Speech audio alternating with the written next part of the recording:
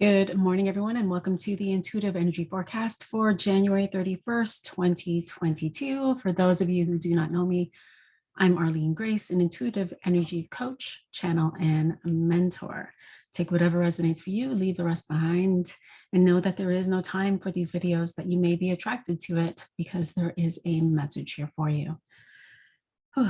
So I've been feeling into this energy for quite some time, and just in my own meditation and feeling into it and just tuning in now, it's as though many are waiting on bated breath.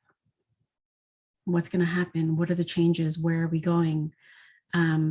And really, in speaking directly to what's happening in Canada, predominantly what's happening in Ottawa with these the Freedom Convoy 2022. And just this expectation. And at the same time, there's this, it feels like turmoil, right? And just this remembering that there are, 8 billion people here in the world. And with 8 billion people, there are 8 billion perceptions. There are 8 billion people that are seeing it through the lens of who they are, through their own experiences, through their own beliefs, through their own traumas, through their own ideas about lack and limitation, through their own ideas of abundance, etc. And that everyone else has their own set of lenses to how they're seeing what is happening in the world, right? And to see how that can actually open you up to perhaps more compassion, more empathy, more awareness, more opening, to allow others to have their experience. That what's happening in the world, we really can't force another person to awaken or to be conscious of your own beliefs, that they can decide on their own, right? And so it leads me to ask the question, we have this idea of this hero's journey, that we must wait for someone to save us, that we must wait for someone to agree on something, that we must journey in order to win at the other side of it, right? We've been conditioned. You see that in movies, you see that in stories. There's always that one that is moving through this journey, where it's always, they started here and they moved up here and they saw, life was happening really, really great. And so they were living and living and living, and suddenly shit hit the fan and they drop in their own consciousness, they drop in their own awareness. I know for me, working in corporate, it was sexual harassment, right? And so then I began this journey of like, oh my God, I need to leave. I need to do this. I need to do that. I need to leave this corporate situation. I need to fight back. I need to win. I need to, speak my truth and do all of these things so that I could be who I am today. And in that, what if you were your own hero? And so play with that idea. What if you were your own hero? And being your own hero was really taking a look at you from within. Now we've got this new moon energy, and the new moon is in Aquarius. And so when we think about the Aquarian age, it's all about change. It's all about innovation. It's all about technical innovation. It's about moving into unity, right?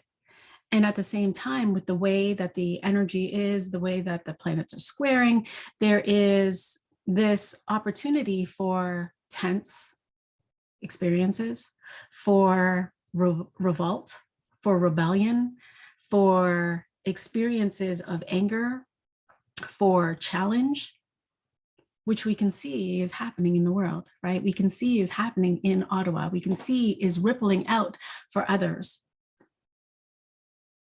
And so the beautiful opportunity here that I'm seeing, the way that I'm seeing it, is it's the friction.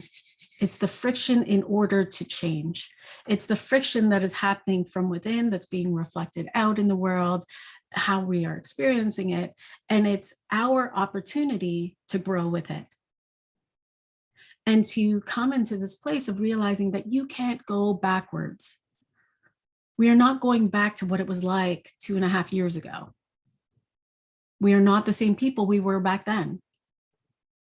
And so if we are not going back, because it is impossible to go back to 2019, then who are you now? What is it that you value now? And what is it that you are willing to move forward with today?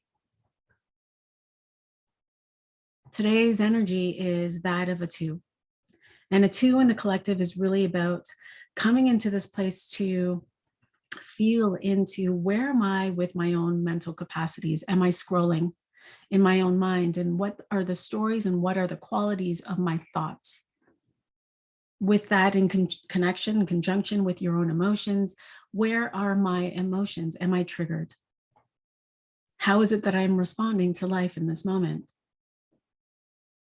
Because when I feel into what's happening in Ottawa, yeah, there are people that are, standing there on behalf of their truths, and it's brilliant.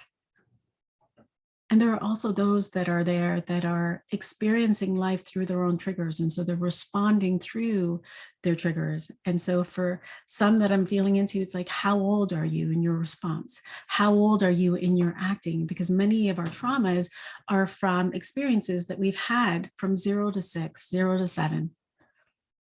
And these are the patterns that are playing out for many of them and for many of us.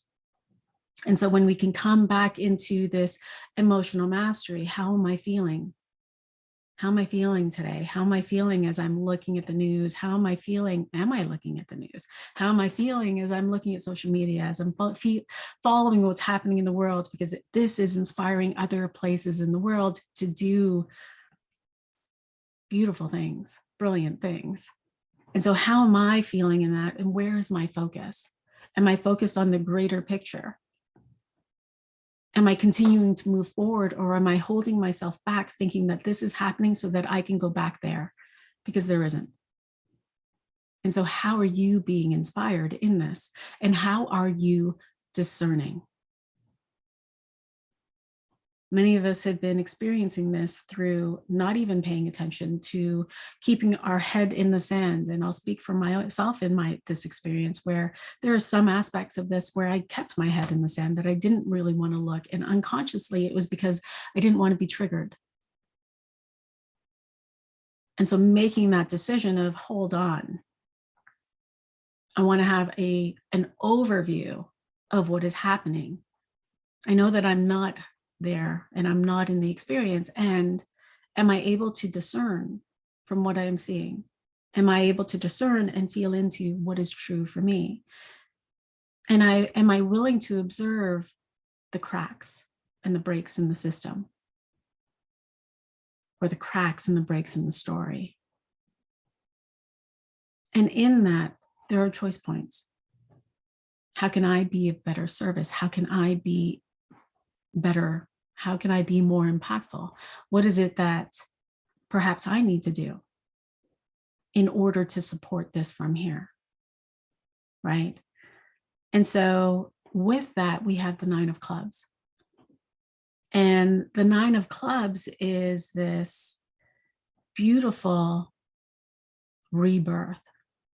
One, it's letting go of our thoughts, our ideas, our beliefs. Even the idea of us going backwards is a limitation. The idea that shift and change can happen in a moment in a greater society, impact the world in greater place. Well, we want to think about, how was it when we began using masks? Many of us fought that. Many of us were angry about that. Many of us didn't want to do that. And yet over 2 years, we have been conditioned to wear them, whether or not we liked them. It was part of the thing. Here specifically where I live, right? And in other communities. And so now, as we are moving out in this place of, this, let's not wear a mask. Let's get out there. Let's express our truth. Let's go and be. Well, there is time for others to catch on, and allowing that to be, because we're in this place where there is greater dissonant, oh my God, cognizance, dissonant cognizance. I can't even say the word. And in that, there's this, what is true for me and my behavior is not that. And so within, there's not a match. There isn't an alignment with that.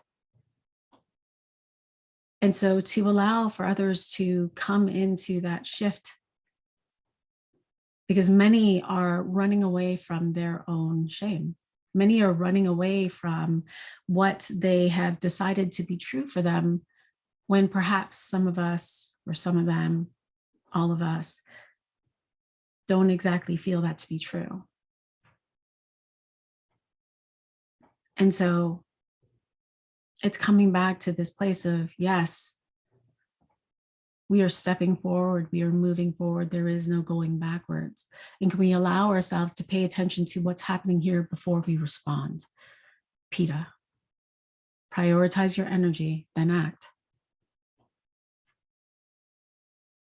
That can open yourself up to, one, empathy for others, compassion for others, and this beautiful opportunity to experience greater peace, right? Because with this 9 of clubs, there's this letting go, right? This rebirth.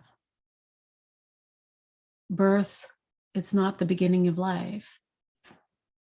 It's the beginning of an awareness. And we are changing into another state, which is not death. We're changing into another state that is an ending of an awareness, an ending of it, so that we can rebirth into something new. And so during this time, and with this energy that's supporting us, it's coming into, and it's funny, I was watching this video, which was all about, the biohacks. What are the biohacks that I can implement into my life? And really and truly, at the end of the day, the biohacks are living. It's getting outside in nature and feeling the sun. It's drinking plenty of water to move the energy through your body. It's eating nourishing foods. It's, and I'm going to add this, it's being a steward of your own money and your own wealth, and taking action on behalf of it. It's, it's the breath, paying attention to the breath. It's taking moments to slow down, either that through meditation or just simply observation, reflection. It's living. And so today, I'm going to invite you to live, to see yourself as your hero. And if you are your own hero, then what would it be like to live as that? Beautiful. Questions, comments, please feel free to share, and I will be happy to respond. Sending you all so much love, and I will talk to you tomorrow. Bye for now.